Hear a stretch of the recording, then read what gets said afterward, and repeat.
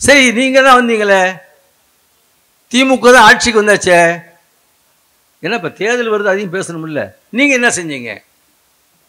அழகா சன்னமா ஒரு வேலை செஞ்சார். இந்த தமிழ்நாடு அரசு பணியாளர் சங்கத்திலே தமிழிலும் தேர்வு உண்டு. தமிழிலும் தேர்வு உண்டுன்னா வேற மாநிலத்துக்காரன் என்ன ஆவான்? இப்படி சன்னமாக, அதான் ஆசிரியர் சமூக நீதிக்கான சரித்திர நாயகர். வேலையில்லா திண்டாட்டம் இந்தியாவில் 8% இருக்கு. தமிழ்நாட்டில் வேலையில்லா திண்டாட்டம் 3.5%. இது வளர்ச்சி இல்லையா? நல்லா நினைச்சு பாருங்க.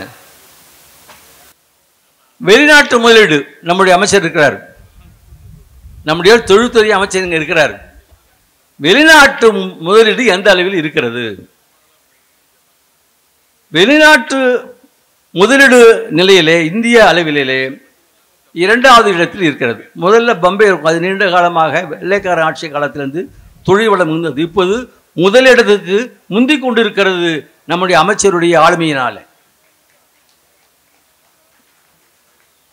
அதே மாதிரி கல்வி நிலை எடுத்துங்க, அறிவார்ந்த கல்வி இன்னைக்கு முதலிடம் கேரளா, 2வது தமிழ்நாடு. ஆனால் முதுநிலை கல்வியில் போஸ்ட் கிராஜுவேட் இந்தியாவிலேயே முதல் இடத்தில் இருப்பது தமிழ்நாடு. இது மாதிரி ஏராளமாக சொல்லிக்கொண்டே போகலாம். ஆக இந்த ஆட்சி சாதனைகளை சொல்லி மக்களிடத்தில் வாக்கு கேட்கிறது. ஆனால் மற்றவர்கள் ஆட்சியின் மீது குறை சொல்ல முடியாத நிலையிலே எந்த நிலையில இருக்கிறார்கள் என்பதை நாம் எண்ணி பார்க்க வேண்டும். வருகின்ற தேர்தல் என்பது ஏதோ ஒரு தேர்தல் அல்ல, ஒரு சித்தாந்த போராட்டம். இன்றைக்கு மும்பையில் என்ன நடக்குது? அங்க பிஜேபி கூட்டணி ஆட்சி நடக்குது, சிவசேனை ஆட்சி. அங்க தேசிய கல்வி திட்டத்தை கொண்டு வந்திருக்காங்க. முதல்ல எதிர்ப்பு கொடுத்தது தமிழ்நாடு. இன்றைக்கு மராட்டிய மாநிலத்திலும் அவர்கள் இந்தியை எதிர்க்க துவங்கிவிட்டார்கள். ஆக பெரியாருடைய கொள்கை என்பது, திராவிட இயக்கத்தினுடைய சித்தாந்தம் என்பது தமிழ்நாட்டையும் கடந்து இந்திய அளவிலே எதிரொலிக்க தொடங்கிவிட்டது என்பதை நீங்கள் மறந்துவிடக்கூடாது.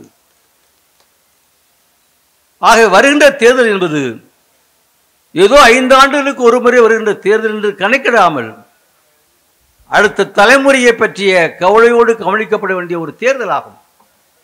அதனால்தான் தேர்தலில் நிற்காத திராவிடர் கழகம் இந்த ஆட்சியை காப்பாற்ற வேண்டும் என்று சொல்வதற்கு சுயநலத்தால் அல்ல, நம்முடைய அடுத்த தலைமுறை சிறப்பாக வர வேண்டும் என்ற ஒரு நிலையில் தான் இருந்து கொண்டிருக்கிறது. இன்னைக்கு புதுசா கட்சி தோன்றாங்க.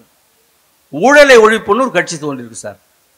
நான் ஒரே ஒரு கேள்வி கேட்கிறேன், சினிமாக்காரங்கள கருப்பு பணம் வாங்காத நடிகர் ஒருவர் உண்டா? சொல்லுங்க. நான் கருப்பு பணம் வாங்கல அப்படின்னு சொல்லக்கூடிய ஒரே ஒரு நடிகரை சொல்லுங்க, இருக்காங்களா? அப்படி எப்படி ஒரு கருப்பு பணத்தை ஒழிப்பாரு? நேற்று வரைக்கும் யாருன்னு தெரியாது. மக்களுக்கு எவ்வளவு பிரச்சனைகள், வெளியில் வரவில்லை, வீதிக்கு வரவில்லை, வந்தவுடனே முதலமைச்சர். அதெல்லாம் நினைச்சு பாருங்க. ஆனால் தமிழ்நாட்டை பொறுத்தவரையில் சொல்றேன், விழிப்புள்ள மக்கள், எதையும் சிந்திக்கக்கூடிய மக்கள், அந்த வகையில் நம்முடைய மக்கள் இந்தியாவிற்கே வழிகாட்டக்கூடிய ஒரு இடத்தில் இருக்கிறார்கள். இந்த மாநாட்டை பொறுத்தவரையில் மிக குறுகிய நாட்களிலே நம்முடைய மாவட்ட தலைவர் தலைமையில் நம்முடைய தோழர்கள் சிறப்பாக செய்து முடித்திருக்கிறார்கள். இந்த மாநாட்டிற்கு வந்தவர்கள் அதன் நோக்கத்தை புரிந்து கொண்டு ஒவ்வொருவரும் வருகின்ற தேர்தலை முன்னிறுத்தி நிச்சயமாக மீண்டும் முதலமைச்சராக முத்துவேல் கருணாநிதி ஸ்டாலின் வருவார் என்ற உறுதியை எடுக்கணும். இது நமக்காக அல்ல, அடுத்த தலைமுறைக்காகவும், அடுத்து சித்தாந்த ரீதியாக நமக்கு எதிர்ப்பாக இருக்கக்கூடிய ஆரிய தத்துவத்தினுடைய வேரை வீழ்த்துவதற்கான தேர்தல்.